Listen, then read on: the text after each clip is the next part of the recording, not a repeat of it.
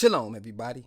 It's Deacon Dave with KJBU. And before we move into today's understanding, a uniform declaration of separation must be put forth. All teachers, elders, deacons, and brothers under the banner of King James Bible University are in no way affiliated, linked in, or connected to any religious buildings, sects, philosophies, vain, impure, or defiled attempts by false prophets dressing up to appear, to look, act, walk, and sound godly, speaking expressly through doctrines of devils to enrich themselves through the fleecing of the scattered flock of the Most High, accepting love donations, tithes, prayer offerings, super chat donations, good alms, and any and all filthy gain acquired through skillfully deceptive means to lavishly delight themselves upon the men, women, and children of the one shepherd of Israel, Jehovah, the Spirit of the living God, who commands, Matthew 10, 6 and 7, but go rather to the lost sheep of the house of Israel. And as ye go, preach, proclaim, saying, the kingdom of heaven is at hand. Heal the sick, the weak, and diseased. Cleanse the lepers, the unclean and corrupted. Raise the dead, those living according to the flesh. Cast out devils. Remove creatures of confusion and deceit. Freely you have received, freely give.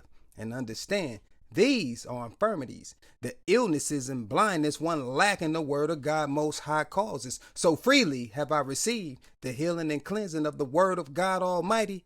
Freely I must give it, you as well. And as for receiving gifts, Exodus 23 and 8, and thou shalt take no gift, no contributions, awards, presents, or handouts, for the gift blinded the wise and perverted the words of the righteous. And as always, brethren, all members of the collective body, we move when he moves. And today's understanding, the kitchen sink, part 2.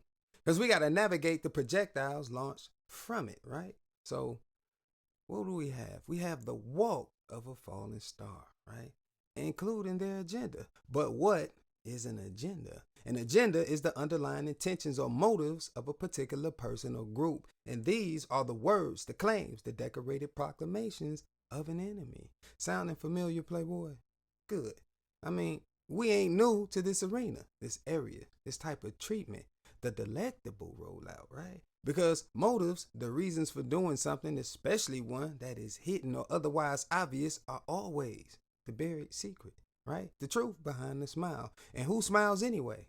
Murderers, rapists, serial killers, pedophiles, false elders, false pastors, false preachers, false teachers, mama, daddy, brother, sister, auntie, uncle, cousins, grandma, grandpa, etc., etc., even the good with the bad.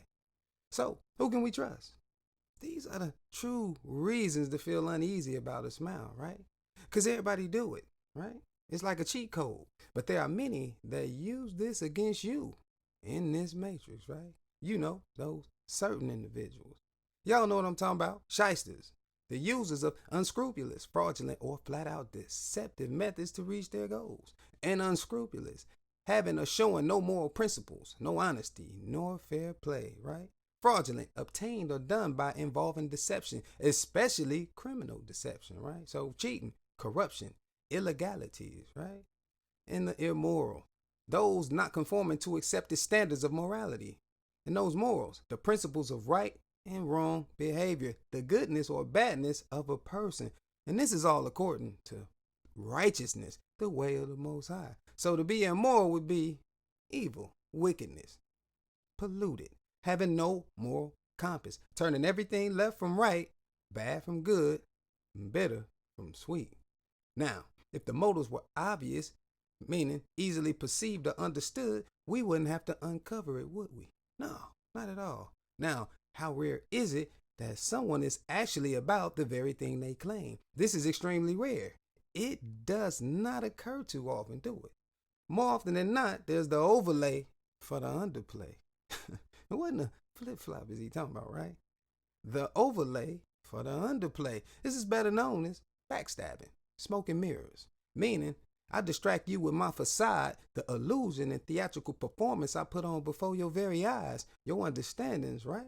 And since you don't believe fat meat is greasy, poof, you just got caught up in the Kansas City shuffle. I mean, the hypocrisy of it all, right? We was warned, right? But they can't tell us nothing, right? Even though we clearly understand paradigms. And a paradigm, a typical example or pattern of something, right? A model. So we know what a liar would, what it is, right? He never told the truth. He always lied, right? This one was a drunk. He was always drinking, right? The sister loved to party all the time. Matter of fact, we only saw her at parties, right? So we know what models are. But what kind of model are we looking at today? What's on the welcoming mat? This model, the walk of this fallen star, is that of a bully, a true bully. What you talking about, Willis? A bully, one who habitually seeks to harm, intimidate, or coerce one perceived as vulnerable, so susceptible to physical or emotional attack. Now, the reasons a bully do what he do is simple. Here, this is learned behavior, right? The victimizer, the one who intentionally inflicts sufferings or damage on another, was almost always a victim. So the things done are paid forward. Remember, the reason for this is mostly due to the fact that not only did it become customary from regular occurrence, it also became acceptable to the victim, possibly making it exciting, likable, or even a fixation, an obsessive interest. And we do what we see, right? This is why we are what we eat, right? Seeing it becomes almost as much an experience as the action itself. So seeing is like the sinful thought. But just because we saw it don't mean we need to experience it physically, right? So we do not carry it out. Everything we need to know about it is already well documented in the book of the law of the Most High, including the fact that if we partake in it, which is joining in, we've just got given ourselves over to it, right? And our name, our way, is now in the books. And the books prove the doers of these sinful activities are in fact wicked, right? So let's pull up. Let's move. Romans 6:16. Romans 6:16. Know ye not that to whom ye yield yourselves servants to obey, his servants ye are to whom ye obey. So we belong to who we serve, right? Whether of sin unto death or of obedience unto righteousness, right? So our actions again speak louder than the words. How? Because there's always a choice. You choose whatever it was you wanted, right? But what was there to choose from, right? Let's push. Sirach or Ecclesiasticus 15, 17, and 20. Sirach or Ecclesiasticus 15, 17, and 20. Before a man is life and death, and whether him liketh shall be given him, right? So we just read it. Life and death. And whatsoever you like, you will be given. You see it? You take hold of the thing you like or lusted after, just as I did. Even if somebody taught it, abused me with or in it, I still had to choose to continue on with it, right? And the book of the law is always clear. Let's keep going. Verse 20. He hath commanded no man to do wickedly, neither hath he given any man, any male or female, license to sin. And I mean, why would he? Why would Jehovah, God over the whole earth, be printing out licenses for sin, right? It makes no sense. We're going to keep pushing. Wisdom of Solomon 14:9. Wisdom of Solomon 14:9. For the ungodly and his ungodliness are both alike hateful unto God. So, both abominable and detestable. But let's look closer, right? Because we're finna pull up a clip right here. Because I want you to see this, right? We got to get to this red-headed whore, right? This sinfully separated adulteress, right? Let's check her out real quick. Man in New Orleans owns the dress. Now I have three. Don't they look nice?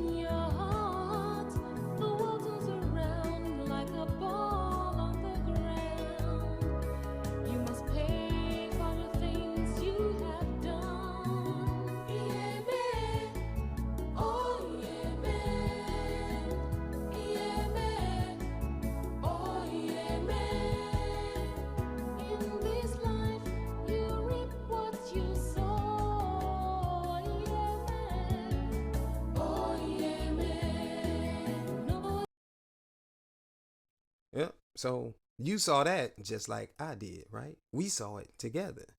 This has been in the making for years, right? We see what type of time that is, right? The agenda here is to pollute the minds of the youth, right? As soon as humanly possible, I guess. When I was young, this was very rare. You didn't see it anywhere, right? It was concealed due to the shame and dishonor that it brings to any family, right? But it wasn't cut off. This should immediately call to remembrance Sodom and Gomorrah and the fact that we are inhabiting that very city right now. The people of burning and flaming secrets, right? A land of corruption and sinful activities, right? So what we need to do is look back in the law to see exactly what type of living creatures, what kind of beasts they were, right? But straight off the bat, though, we gonna hit this with law. Leviticus 18 and 22. Leviticus 18 and 22. Thou shalt not lie with mankind as with womankind. It is abomination. And as far as using anything from Sodom and Gomorrah as a role model, someone to be looked to by others as an example to be imitated, please. But let's pull up, right? Genesis 13 and 13. Genesis 13 and 13. But the men of Sodom were wicked and sinners before the Spirit of God exceedingly, right? And that makes you wonder, why exactly are they so eager to give rights to the wicked? The wicked are, by definition, uncivilized, not considered to be socially, culturally, or morally advanced, right? And the character defamation towards Jacob, using us as the poster child for these projects, is like, whoa. Because we know this is only done to desensitize, to make us feel less shock and distress by the overexposure of these homosexual actions and imageries. I mean, yes, we are under curses for our disobedience, but you are very much so forward in this affliction, right? Which is promoting, advocating, and supporting it, right? And supporting what? The homosexual. One who is sexually or romantically attracted to the people of their own sex. Right there. Attracted. Remember that. Because contrary to the now excuses, right? No child is born this way. Not according to scripture. Not one person, right? We're going to pull up. Ecclesiastes 7 and 29. Ecclesiastes 7 and 29. Lo, remember, this only have I found, that God hath made man upright, meaning just. However, they have sought out many inventions, right? And the inventions we seeking out have nothing to do with the obedience required of Jehovah to be sustained, right? We devising plans and schemes to do what? To normalize unrighteousness, to make it appear as a normal condition or as the ordinary state of a person. But this can only and always will be nothing more than a corrupt and unnatural lifestyle. And we know this is fact because here we keep the book open at all times, right? Now let's see the issues the men of Sodom brought forth, right? They bring about. Let's pull Genesis 18, 20, and 21. Genesis 18, 20, and 21. And the Spirit of God said, because the cry of Sodom and Gomorrah is great, and because their sin is very grievous, it's cruel, it's forced, I will go down now and see whether they have done altogether according to the cry of it, which is come unto me. And if not, I will know. And that means that foul stench of this behavior has made his way before him. And real quick, we do not want visitations from Jehovah. That's always worth noting, because if he has to come down to check on us, oh me, oh my, indeed, right? But let's fast forward and see why he coming down, right? Let's smell the stench, so to speak, right? We pushing. Genesis 19, 1 through 5. Genesis 19, 1 through 5. And there came two angels, two messengers to Sodom at even. And Lot sat in the gate in the fellowship, the unity of Sodom, their secret. And Lot, seeing them, rose up to meet them, and he bowed himself with his face toward the ground. And he said, remember now my masters, turn in, I pray you, into your servant's house, and tarry, abide all night, and wash, cleanse your desires, and ye shall rise up early and go on your ways. And they said, Nay, but we will abide in the street, in the broad, all night. And he pressed upon them greatly, and they turned in unto him, and entered into his house. And he made them a feast, and did bake unleavened bread, pure doctrine. And they did learn, right? But before they lay down, the men of the city, even the men of Sodom, compassed the house round, both old and young, all the people from every quarter. And they called unto Lot and said unto him, Where are the men which came in to thee this night? Bring them out unto us, that we may know them. To know, as in lie with, to copulate. They own sexual behavior, right? Let's keep pushing. Verse 6 through 10. And Lot went out at the door unto them, and shut the door after him, and said, I pray you, brethren, do not so wickedly. Remember now, I have 2 daughters which have not known man, male or female. Let me, I pray you, bring them out unto you, and do ye to them as is good in your eyes. Only unto these men do nothing. For this reason came they under the shadow of my roof, and they said, Stand back. And they said again, This one fellow came in to sojourn, to be instructed, and he will needs be a judge, a teacher. Now will we deal worse with thee than with them. And they pressed sore upon the man, even Lot, and came near to break the door. However, the men put forth their hand and pulled Lot into the house to them and shut the door. Right. So a price will be paid, and a hefty one, being in the unity and fellowship of flesh. Point blank, period. The deeper you go, the more you owe, right? Ask any victim, what was the approach? Did it appear to be something that it wasn't? The answer is going to be yes almost every time, right? But let's open Exhibit A of this manifesto and hear a small excerpt from this codex, their tongue, their text, their customs, right? Written by one of their own, right? This is actual testimony from this manuscript. Let's look into the mind of what they've been normalizing over the years, the imitations of Sodom and Gomorrah, right? So, Exhibit A. We shall have our way with your sons, emblems of your feeble masculinity, of your shallow dreams and vulgar lies. We shall seduce, so beguile, and deceive them in your schools, in your dormitories, in your gymnasiums, in your locker rooms, in your sports arenas, in your seminaries, in your youth groups, in your movie theater bathrooms, in your army bunkhouses, in your truck stops, in your all-male clubs, right? In your houses of Congress, wherever men are with men together, your sons shall become our minions, right? And do our bidding. They will be recast in our image. They will come to crave and adore us, right? And I bet you caught them dice, right? Recast, reformed in their image, having another likeness, a strange likeness, right? The likeness of a sinfully foolish and sottish adulteress, right? But we've been here before too many times, right?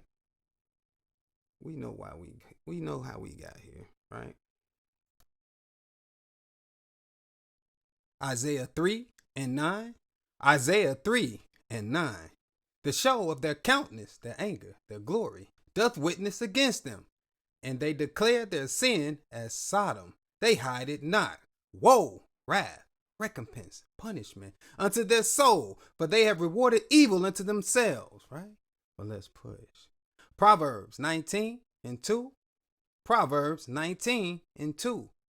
Also, that the soul be without knowledge, it is not good, including he that hasteth, that runneth with his feet, his desires, sinneth, right?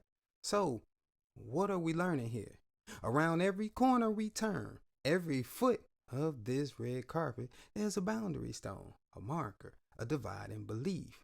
And we will choose, right? And remember, they said we will come to crave, to lust after their flesh. So the plan is to compel, to force us, the heterosexual enemy, to learn and become accustomed to their ways, right? Well, let's pull. First Maccabees 1, 41 to 43. First Maccabees 1, 41 to 43. Moreover, the ruling oppressor wrote to his whole kingdom that all should be one people, and everyone should leave his laws. So all the heathen agreed according to the commandment of the ruler.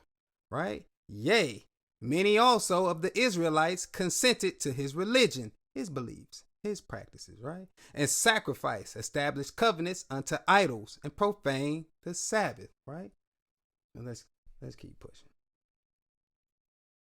Verse 44 through 50. For the king has sent letters by messengers unto Jerusalem, the city of the beloved, and the people concerning his praise, that they should follow the strange laws of the land and forbid living gifts and establish covenants and doctrine offerings in the temple, and that they should profane the Sabbaths and festival days, including pollute the sanctuary and separated people, set up altars and groves and chapels of idols, and sacrifice with contemptible works and unclean beasts, right? Evil men.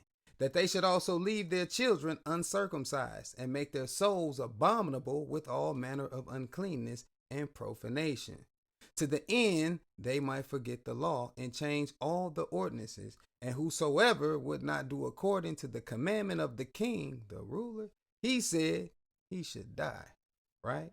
So join us or die. Now we got to remember the driver, because he don't take time off. Remember, we can't either. We got to stay in motion as he's laying out that red carpet, that welcoming mat for stumbling. We got to stay lit up and point it out, that others can course correct and move around it and understand it. Why? We're going to pull and find out. Sirach or Ecclesiasticus 13, 15, and 16. Sirach or Ecclesiasticus 13, 15, and 16. Every beast loveth his like, and every man, every male and female, promiseth his neighbor. Catch the separation, the vile from the holy. All flesh consorteth according to kind, and a man will cleave to his like. So, as the spiritual man cleaves, joins to those like-minded, the fleshly mind, the natural man, he associates and keeps company with his kind. As Esau, they follow in like manner, right? So, Genesis 36 and 8. Genesis 36 and 8. Thus dwelt Esau in Mount Seir. Esau is Edom, right? But we're going to spin the block. Thus remained the sinful covered in pride. The hairy or rough covering is the ways of sin, right? So we were created upright and not bottoms up. No matter how much one allows his compulsions and urgings to have reign over his fleshly members, right?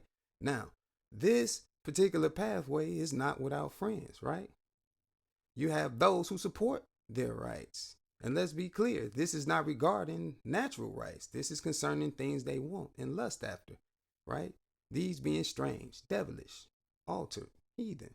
They push for their way to become equal or greater than the standard the Creator set, without change, without the recognition, the remembrance of their own unrighteousness, right? That hate they hold towards Jehovah, the Spirit of the Eternal Father, right? But let's pull up. Romans 1, 24 and 25. Romans 1, 24 and 25. Wherefore, on account of this, God also gave them up to uncleanness through the lusts of their own hearts, to dishonor, to defile, to blemish their own bodies between themselves, who changed the truth of God into a lie and worship and serve the creature more than the Creator, who is blessed forever. Amen. Right? So this reminds me of Gremlins, right? Like, not Gizmo, but the gremlin who comes after Gizmo is introduced to water, right? He then reproduces abundant offspring of a different nature. These like to eat after 12, right? So they learn after the time of divine illumination. They patiently wait for those 12 hours of the day to be up, and then they eat and undergo a transformation, and thereafter live according to their lust, right? And we've seen these, and I can't be the only one who saw these movies, right? But we're going to keep pushing. Let's go. Isaiah 4 and 1. Isaiah 4 and 1. And in that day, 7 women, so 7 spirits, shall take hold of one man, one male or female, saying, we will learn our own doctrine and wear our own apparel, right? We gonna make our own aprons. We got our own coverings, right? We gonna create our own way. Only let us be called by thy name, thy way, to take away our reproach, our shame, right? So never mind the fact that Jehovah, creator and possessor of heaven and earth, has established law against these abominable customs and practices that decrees what? Let's pull up again. Leviticus 20 and 13. Leviticus 20 and 13. Providing a man also lie with mankind as he lieth with a woman, both of them have committed an abomination. They shall surely be put to death. Their blood, their lifestyle shall be upon them, right? So again, lieth, to lie with. Copulation, copulate, to have sexual intercourse, right? These are abominable lifestyles. But never mind that, because the attitude is, we gonna make this work, right? I'm willing to go to hell for who I love. I've personally heard this before, right? Anyway, though, we see that the homophile supports or condones this behavior, which is to accept or allow these morally offensive acts to continue. Birds of a feather, my boy. Birds of a feather. Now, we finna play a video. It's about 6 minutes, right? It's not a video. Yeah, it's a video. Well, you'll see. I placed their manifesto into the AI and let it generate. Let's check this out. Welcome to The Explainer. Today, we are diving into a really intense piece of writing. This isn't a call for acceptance. Nope. This is a radical blueprint for a total revolution. It's a document that frames its mission as, basically, a declaration of war on the existing social order. So let's jump right in and explore what it says. Okay, so right out of the gate, you can feel the tone. It's not just aggressive, it's unapologetically elitist. The authors aren't positioning themselves as a marginalized group looking for rights. Far from it. They're claiming to be a superior class, the natural aristocrats of humanity, who are destined to rule. This quote really sets the stage for the uncompromising vision that's about to unfold. All right, to really get a handle on this document, we're going to break it down into 5 key themes. We'll look at its core mission, its plans for a major social and political shakeup, its strategy for rewriting culture, and finally, its ultimate philosophy. So let's kick things off by understanding what this text truly is. I want you to forget any idea of this being a plea for equality. It's not. This is framed as a straight-up declaration of power, a roadmap for the complete overthrow of society as we know it. A really crucial concept to grasp here is how the manifesto defines its opposition. It's not just a difference of opinion, it's a vicious heterosexual enemy. Using language like that, well, that's the language of warfare. It immediately establishes a zero-sum game where one side must completely defeat the other, no negotiation. And the response to this so-called enemy is anything but defensive. As this quote shows in vivid detail, the manifesto calls for an incredibly violent and aggressive counterattack. This language is clearly designed to shock and to signal that there will be absolutely no turning the other cheek. All right, let's move on and see how this all builds into a plan for total social change. The manifesto doesn't just want to change laws. It wants to dismantle the very building blocks of society, starting right at the level of our most personal relationships. Now, this is where it gets really provocative. The strategy laid out is for a generational takeover. The text is explicit about this. The stated goal is to seduce the next generation of men, in schools, gyms, the military, you name it, to convert them and remake them in their own image. The manifesto also speaks directly to women. It positions its authors as being better equipped to understand and please men, essentially arguing they will succeed where women have failed. It's framed as taking men away by offering them something superior. So the single most crucial point of this social upheaval is the complete abolition of the traditional family. The text doesn't try to reform it, it flat out condemns it as a corrupt institution that needs to be utterly eliminated. And this slide clearly shows the proposed replacement. The text contrasts what it calls the mediocrity of the biological family with a vision of a controlled communal upbringing. We're talking about boys being conceived in labs and then raised by an elite group of homosexual savants. Okay, so with that social vision laid out, the manifesto then gets into the nitty-gritty of its plan for political conquest. This is a practical, step-by-step blueprint for seizing control of the state and all its institutions. The path to power is laid out in 5 escalating steps. It starts with legal changes. Then it moves to unmasking powerful allies. From there, it gets more serious, mobilizing private armies, getting rid of all opposition, and finally, establishing a new ruling class of gay poets to govern this new society. Central to this whole strategy is the idea of infiltration. The manifesto claims its members are already everywhere, hidden within the highest ranks of society. The plan is to reveal this secret network at just the right moment to create shock and destabilize the entire existing power structure. And in this new order, the rules for who gets to hold power are explicit. Influence isn't just preferred for homosexual men, it's exclusively for them.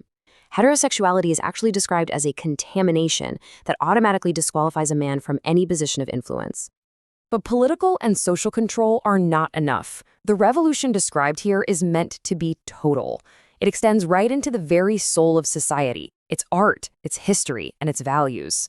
It's all about creating an entirely new cultural reality. And the plan for this cultural overhaul is comprehensive. It involves both creation and destruction. On one hand, creating new art that's focused solely on male beauty and love. On the other, systematically eliminating competing cultural forces by mocking heterosexuality and shutting down any churches that condemn them. This cultural war even extends into the past. The plan is to rewrite history itself, to reclaim great historical figures as homosexual, and to create a new narrative where intelligence, beauty, and greatness are all directly linked with homosexuality. So, when you pull back and look at the big picture, what's the core philosophy driving this whole radical vision? Well, it really just boils down to a belief in total victory, fueled by a powerful sense of historical injustice. If there is one single takeaway from this entire text, it is this phrase right here. The vision is absolute. There's no room for negotiation, no middle ground, and no quarter given. It is a declaration of total victory or nothing. And the manifesto wraps up by framing this as the final inevitable uprising. It claims its power comes from the ferocious bitterness of the oppressed, and it makes it very clear that this bitterness will translate into real-world violence, manning the barricades for the ultimate revolution. Analyzing a text like this really raises a critical question, doesn't it? What is the purpose of such extreme and provocative language? Is it meant to be a literal blueprint, a tool for shock and mobilization, or is it something else entirely? And that's the thought we'll leave you with.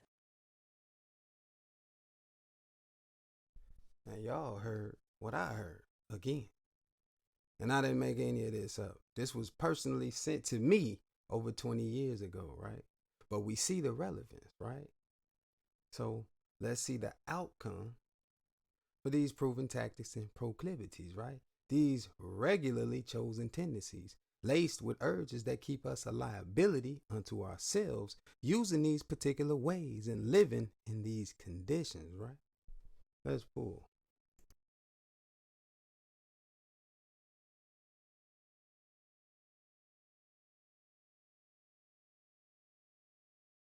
Romans 1:26 through 28. Romans 1:26 through 28. For this cause God gave them up unto vile affections, for even their women did change their natural use into that which is against nature, her natural pattern, right? And likewise also the men, leaving the natural use of the woman, burned in their lust one toward another, men with men working that which is unseemly, right? So contrary, and he's opposite to his natural pattern, and receiving in themselves that recompense of their error, which was meat.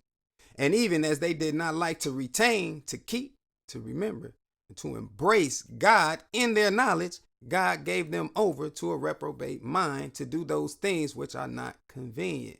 So, without Jehovah, our mindset is now barren of the knowledge of God, which sustains life, including the divine purpose of it. So we become destroyed, useless. These are grounds for rejection, right? Now, we can smell what's next, right? This is the part where I'm called homophobic, right? Because those are the tactics. But let's see. I don't need to be homophobic. It's not an opinion. We can see what's happening, right? What it is I do not condone it. I don't accept or allow behavior that is considered morally wrong and offensive to continue in, right? And this is according to who? Is it according to me? No. Let's pull again. Leviticus 18:22. Leviticus 18:22. Thou shalt not lie with mankind as with womankind. It is abomination. Right? So Jehovah is clear. Point blank, period. So no coexisting. How? We saw it ourselves. There's no middle ground. Remember? No compromises, right? Now, let's remember those all male clubs, because a club is an organization, an institution. And we have a lot of institutions, right? Prison institutions. An inmate, a person confined to an institution, such as a prison or a hospital. Also one of several occupants of a house, right? What tends to happen to inmates? They get turned out. Providing you are without Jehovah's covering in his earth. These institutions, let me tell you, they are rough. Let me tell you. Because turned out, this is the process by which a male inmate, through violent coercion, is transformed into a female typical or passive role. This is also done to females. This makes both completely submissive and compliant to their attackers. And this is done only by an enemy, right? That violent coercion, the use of threats or actual physical force to compel someone to act against their will, involving intimidation, aggression, and physical harm to make one comply with demands or actions they would otherwise never choose. This is the same with children, right? There's no child created to go through what the abused have survived. And these were not pleasant situations. And are there not boys' homes, girls' homes, setups that look like help, adoption centers, etc., right? Can you see the carpet, right? But how did we get here? We know how we got here. Let's pull. Job 31:3. Job 31:3. Is not destruction to the wicked, and a strange punishment to the workers of iniquity. Right? Let's keep pulling. Sirach or Ecclesiasticus 27:10. Sirach or Ecclesiasticus 27:10. As the lion lieth in wait for the prey, so sin for them that work iniquity. Right? So we see these have been forced into all kinds of explicit activities, right?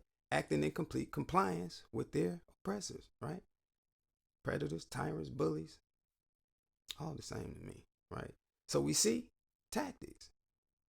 And the people are always wanted, right? Money, cars, houses. This is only used to seduce, to allure, to beguile and deceive you. Been happening since ever, right? Look closer. Genesis 14:21. Genesis 14:21. And the king, the ruler of Sodom, the flaming and burning secrets, said unto Abram, give me the persons, the man, the male and female, and take the goods to thyself. Why?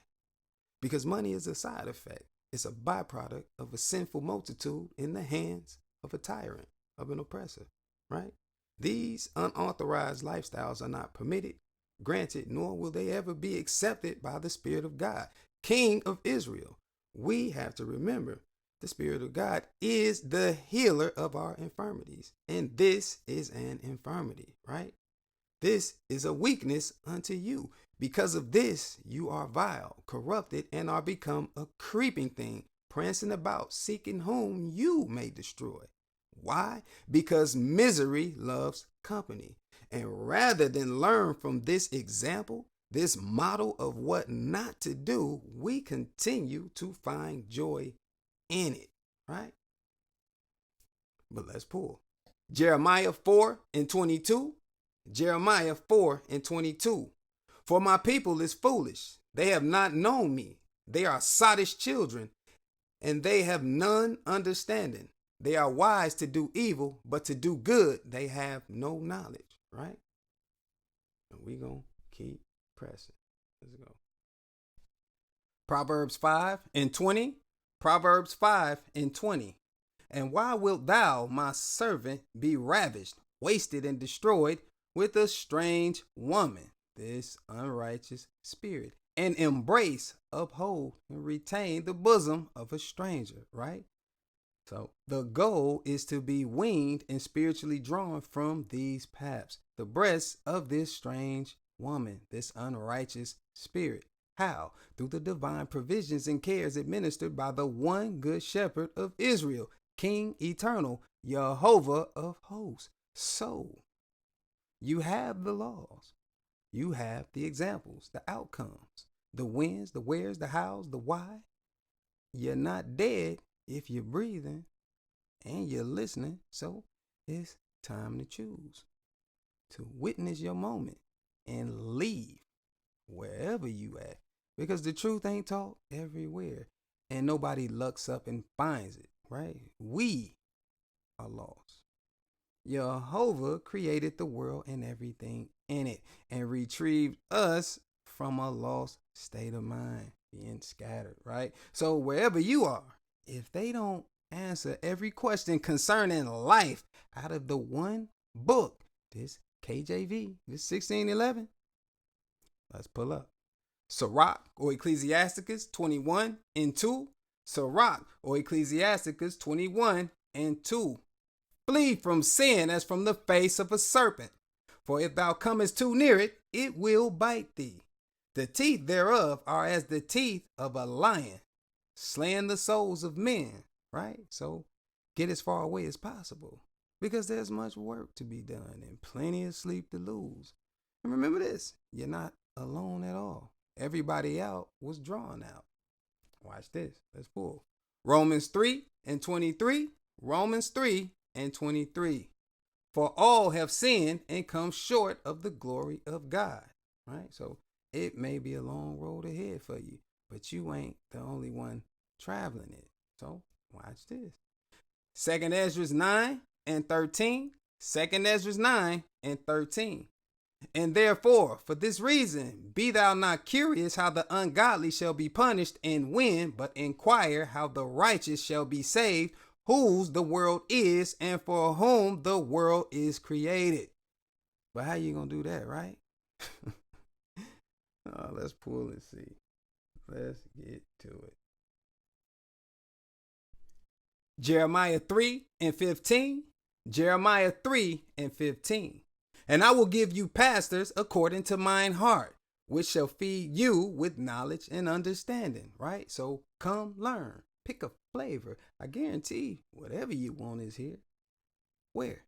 King James Bible University, the house of the lost sheep of Israel, right? Come venture into the house of Jehovah and get spiritually checked. Come see what you got. Get your temperature took by the one true physician, the spirit of the ever eternal, uncontainable, all-seeing and foreknowing, and in might, power, and majesty, incomprehensible Yahweh, who sent his spirit to draw us out and to turn sinfully accustomed man into his living temples upon his earth. So we need to clean up our acts on all levels. And we can show you why. Watch this. Sirach or Ecclesiasticus 7:8. Sirach or Ecclesiasticus 7:8. Bind not one sin upon another, for in one thou shalt not be unpunished. Right there. See, nobody's getting away with nothing. So get it together. Why? Let's look at that example.